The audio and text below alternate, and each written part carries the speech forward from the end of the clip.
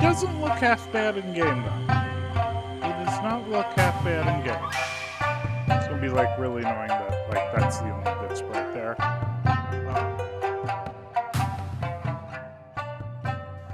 So hello, welcome back. If you haven't seen any episodes of this before, I'm Dan, and I am Let's Playing making a game instead of playing a game. And there were projects I wanted to work on, but I changed my mind because there's a project I've been procrastinating on for a while. You might be able to guess by what I have on the screen right now, or probably the title and thumbnail of the video. Um, I'm going to actually design the main character of the game. I've been procrastinating on that because I'm working in a style I'm not super comfortable with, and I wanted to get better at it. I wanted to design a bunch of other characters first to get practice, but I need to have the main character designed for thumbnails and promoting the game. And I'm not going to do all of the animation. I'm just going to do a couple of frames, just get an idea of what the ninja looks like, and I'll know what the ninja looks like, and I'll be able to do promo stuff and put the ninja in the game a bit. Maybe that would be nice. So, I'm going to get to work, and instead of me talking about it while I'm designing or doing a time lapse or whatever, I'll cut up clips of me working on this, and I'll have editing Dan talk about the design process and why the ninja's designed the way it is, while clips of me working on it are playing. How does that sound? That sounds fun. I think I'm going to do that. Let's go. A little bit of background. Ninja Jim's set in the 1830s. Um, but a little bit of an artistic license I took is that ninjas didn't actually exist during that time period. Ninjas were mostly around during the Warring States period of the 1400s to the early 1600s, late 1500s. And they were wiped out for political reasons that I'm not going to get into. So, a little bit of an artistic license for there to be a ninja at the time period the game takes place in. But even with that, like I was talking about with the architecture a couple weeks ago, I want to have as historically plausible a ninja as possible. And what we normally think of ninjas in the all black and the hood and decked out with weapons, ninjas did not look like that. Ninjas wanted to blend in with the crowd.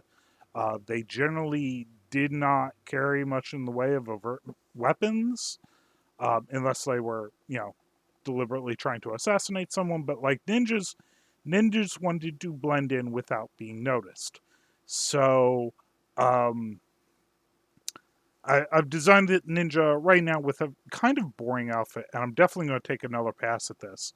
Uh, but I did give them the rice farmer's hat and the staff as kind of distinct items to help them blend in, stick out from the crowd a little bit more, which, the catch-22 of designing a ninja, that I wanted to stick out from the crowd for the benefit of players, but also plausibly look like they're trying to blend into the crowd. Anyway, the rice farmer's hat and staff gives the ninja a distinct silhouette from everyone else. I don't think any other NPCs or characters will wear a rice farmer's hat, or if they do, it will be a different shape of one. Um, I'm not an enormous fan of this design. Again, I got to make it more interesting while still being plausible. I have a couple ideas how I'm going to do that. But if you watched my video a few episodes ago about video game color theory and all that, this does use the complementary color palettes of the blue and the yellow to help the ninja again be more visible, stick out over any background. But I'm gonna be taking a couple more passes at this design. This is just a first draft, and we'll see how it goes. I'm going to run it by a few people. I'm going to make some changes. Yeah. Yeah. He doesn't look half bad in game, though. He does not look half bad in game. It's gonna be like really annoying that like that's the only good sprite there. Um, and definitely a lot of adjustments to this character. The game's running really slow now. All framey. I have no idea why. Not important. Doesn't matter. So, since this whole thing didn't take as long of a video as I was expecting, yeah, I'm going to change that back to the normal sprite temporarily. The like the filler sprite, because it just looks so weird popping in and out of existence like that. Anyway, since this didn't take as long as I was expecting, I have another idea for a project we can work on today. Give me 1 second. All right, so it hasn't been a minute. It's been a day. Ninja's gotten a lot of work on it, cleaned up a bit. I have a ring light now. I kind of hate it. I don't know what I'm going to do. It's blocking my screen. I got to find another place for my camera and ring light. You don't give a crap. Anyway, so here's a problem I've been aware of with Ninja Jim for a while. So, the doors. You can go in the doors. I like it. And there's spaces you can go in. Every door is a space you can go in. You were probably here a few episodes ago when I laid out a bunch of these. It was fun times. Here's the problem. Only a small handful of doors are actually going to be important places like dungeons or story important locations. So the question becomes, how do we indicate to players what places are important and what places aren't important? And I've been thinking about this for a while.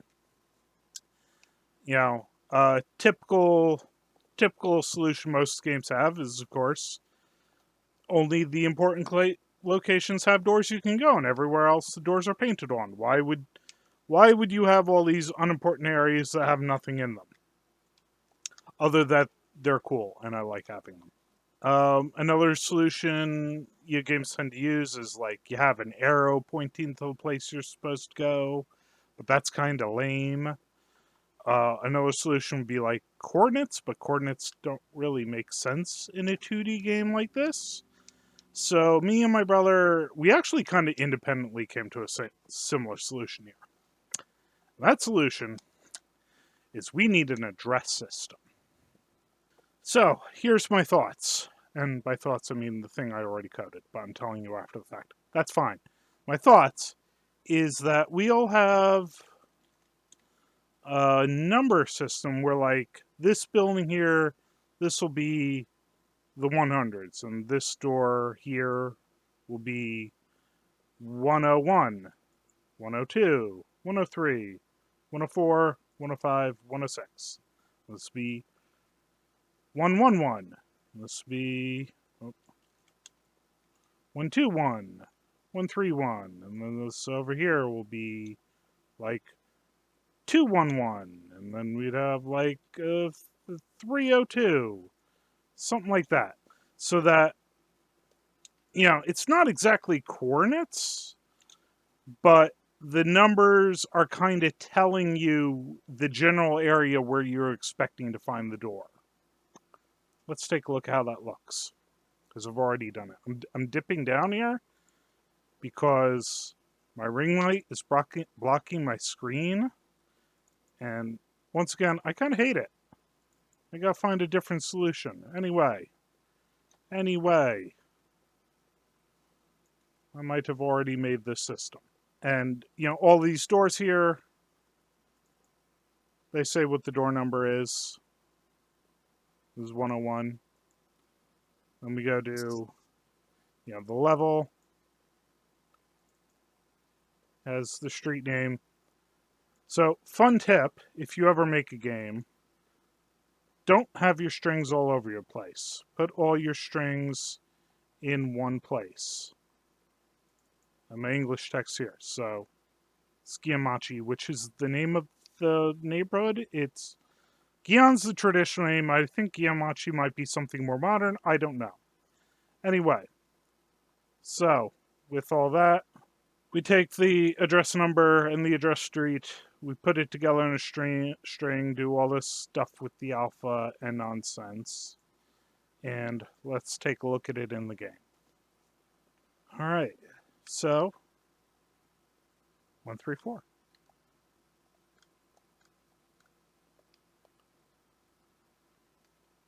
One, two, three. Okay, I like it. Places where there aren't actual door objects yet, there's nothing going on. Where there is, you see it fade in, fade out. It actually takes like a fraction of a second to fade in so that when you're running past the door, it doesn't pop up. You have to like stop at the door. I like this a lot. I think the text might be a little large because the address isn't really so important that the text needs to be large, but that's kind of the resolution the game is at. I might try and do a smaller font. Kind of like I have the inventory stuff. I'll play around with it. We will see how that goes.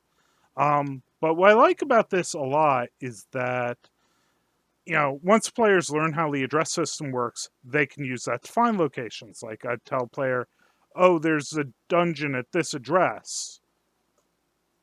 Okay, if you know how the address system works, you can find it. And you could still just go in every door if you want. There's nothing stopping you from doing that. In fact, I very much want you to do that because I'm going to hide secrets in a lot of them. But I can also, give clues to things with the address system. Like, if there's a missing number, if, this was 111 and then 113, the player would know, there's something up here. Or I could make addresses that don't exist, and it'd hint to the player where something interesting might be. I have a lot of possibilities with this system, and I like it a lot more than what any of my alternatives might have been. I'm very happy with it. I can't jump to there. I'm going to go around. There isn't a door here yet. It's just painted on, but there will be eventually. I haven't gotten there. There's a door there. I like this system a lot. I'm very happy with it.